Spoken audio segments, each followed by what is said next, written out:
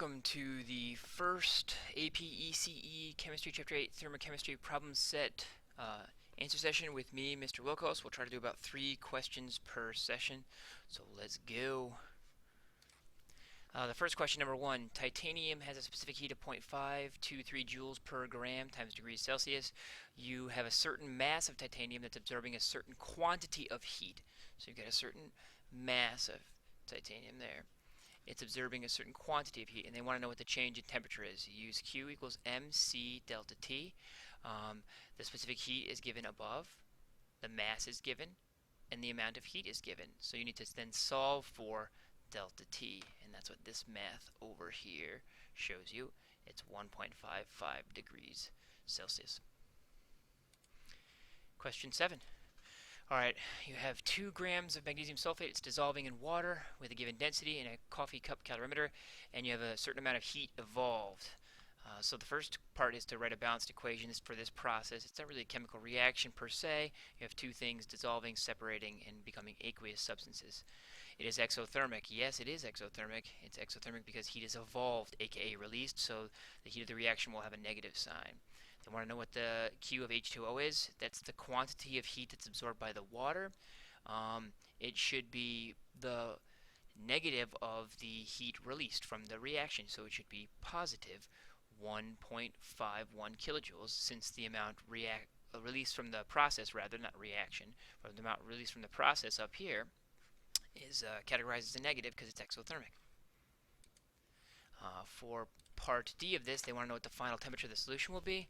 So you're using the specific heat of water. You do the heat of water, Q, H2O, is the mass of water times the specific heat of water times the temperature change of the water.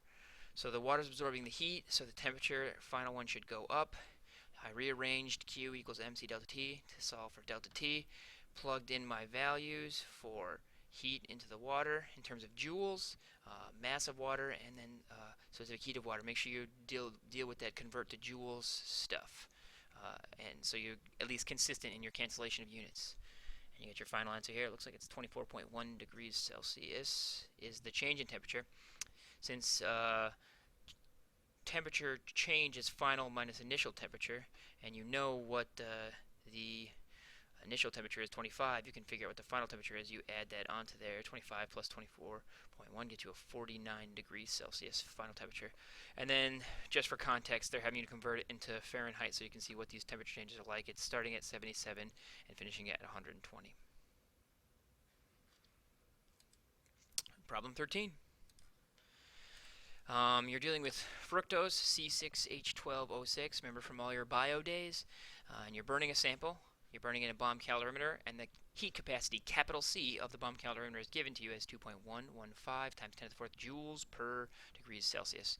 They say the temperature of the calorimeter rises, this bomb calorimeter, from 23.49 degrees Celsius to 27.71 degrees Celsius. They want to know what Q for the calorimeter is.